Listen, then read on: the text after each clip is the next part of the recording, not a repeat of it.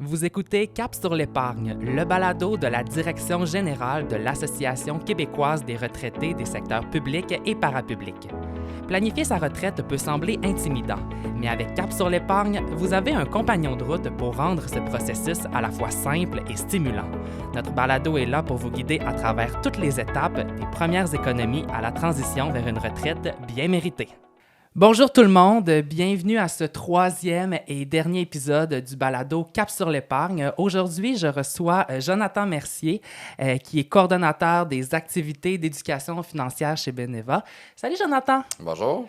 Alors Jonathan, juste pour mettre en contexte pour les auditeurs qui nous écoutent, la planification successorale, c'est le processus de préparation puis d'organisation des arrangements pour la transmission de nos biens et de nos actifs à nos héritiers après notre décès. Alors, ça comprend, par exemple, la rédaction d'un testament pour détailler nos souhaits, la sélection des bénéficiaires, la minimisation des impôts sur les successions, la nomination de mandataires ou de fiduciaires pour gérer nos actifs, mais aussi la protection de ces actifs contre les risques potentiels. Alors, vraiment, en planifiant bien notre succession de manière réfléchie, on peut assurer une transition fluide et sécurisée de nos biens tout en protégeant les intérêts de nos proches. Alors, Jonathan, on aimerait savoir, c'est quoi les défis les plus courants auxquels les personnes retraitées peuvent être confrontées lorsqu'ils planifient leur planification successorale? Je dirais que c'est le manque d'information, justement, de ne pas s'entourer d'un professionnel, puis de passer à côté d'une tonne d'informations puis de stratégies dont on n'est pas au courant, puis d'essayer de s'organiser par soi-même, là. Fait que de ne pas s'entourer, là, je dirais que c'est le principal défi. OK, puis quand on va voir un professionnel pour ça, quels conseils il peut donner justement à ces personnes retraitées qui veulent bien planifier leur planification successorale? À quoi on peut s'attendre en allant voir un professionnel? L'idée, c'est vraiment de déterminer c'est quoi ses objectifs, c'est quoi ses volontés par rapport à nos biens, à qui on veut que ça aille. De connaître aussi, le professionnel, ce qu'il va faire, c'est un bilan financier, un bilan patrimonial, de savoir c'est quoi tous les actifs que j'ai, c'est quoi les dettes qu'on a, les passifs, y a-t-il des dettes qu'on va laisser dans la succession à rembourser, à qui on laisse nos biens enregistrés pour minimiser l'impact fiscal aussi. La désignation de bénéficiaires devient importante. Est-ce que je peux désigner un bénéficiaire sur mes régimes d'épargne, retraite? Est-ce que j'ai un FER, un fonds enregistré de revenus de retraite qui est en décaissement? Je laisse tout ça à un conjoint, une conjointe, ou on laisse ça aux enfants? L'impact va être différent.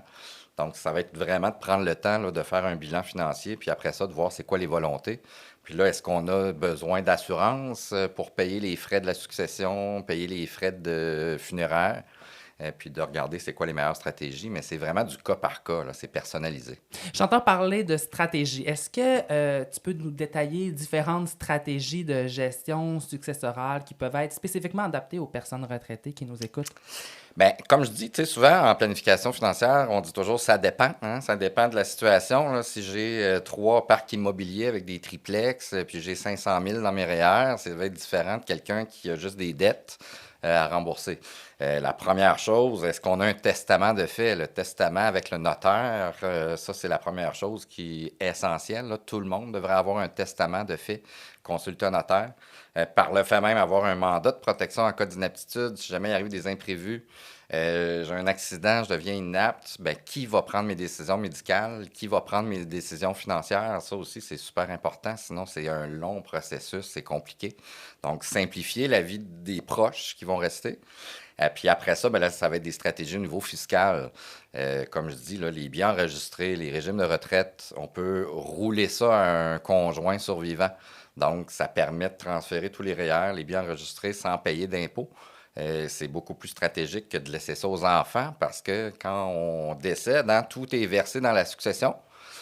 Puis le Code civil du Québec il dit que le jour de notre décès, on est réputé avoir vendu et liquidé tous nos biens. Ça veut dire que si j'étais décédé hier, j'ai vendu ma maison, j'ai vendu mon chalet, j'ai retiré tous mes REER, mon régime de retraite, et là, ce qui est imposable devient imposable. Fait que c'est là qu'on peut désigner les bons bénéficiaires pour sauver de l'impôt immédiatement l'année du décès.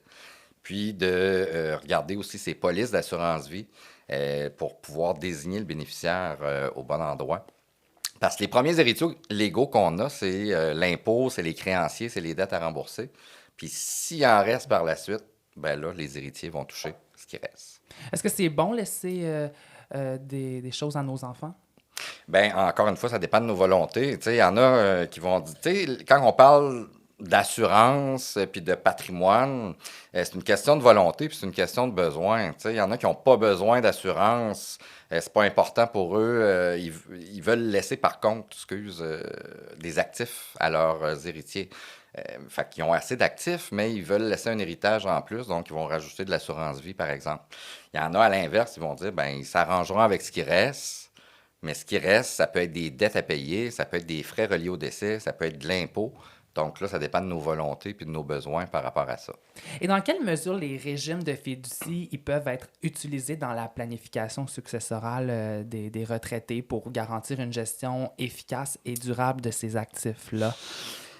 Ben là, on parle, ça dépend de quelle catégorie d'actifs. C'est pas tout le monde qui a à passer qui va passer vers une fiducie, là. Ça dépend des actifs. Quelqu'un qui aurait beaucoup d'immobilier, des triplex, par exemple, puis il veut laisser l'immobilier. Quelqu'un qui a des entreprises, qui a des actifs, ben là, à ce moment-là, on pourrait passer par la fiducie.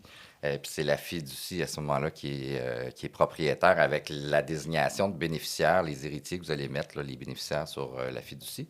Mais c'est une façon de, oui, gérer les actifs tout en payant moins d'impôts puis sans les liquider nécessairement là, au décès.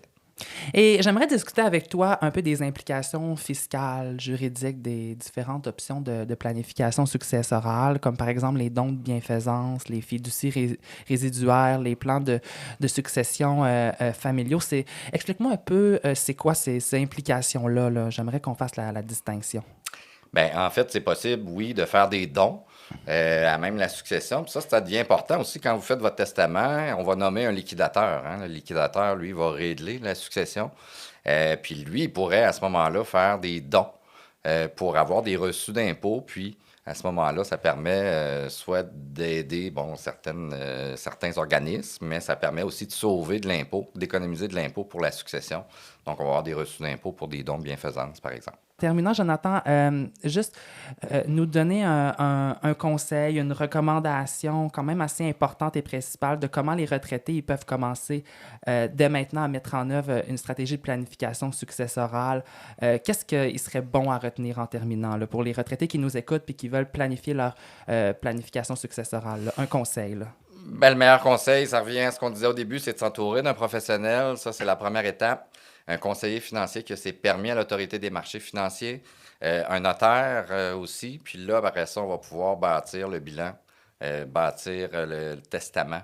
Et après ça, de regarder, bon, mais c'est quoi mes volontés? Est-ce que j'ai suffisamment d'assurance vie? Il faut faire attention aussi, des fois, on a de l'assurance collective dans un plan de retraité qui va diminuer à 75 ans ou qui va cesser à 85 ans. Est-ce que je vais avoir encore des protections par la suite, suffisamment d'actifs là, si on décède à 90 ans? Qu'est-ce qui va rester dans notre succession? C'est là qu'on va être en mesure de bâtir puis de choisir les bonnes stratégies. Jonathan, merci beaucoup d'avoir été avec nous aujourd'hui. C'était vraiment intéressant d'en apprendre un peu plus sur la planification successorale. Et quant à nous, eh bien, merci beaucoup d'avoir été à l'écoute. Au revoir. Ce balado est une réalisation de la Direction générale de l'Association québécoise des retraités des secteurs publics et parapublics.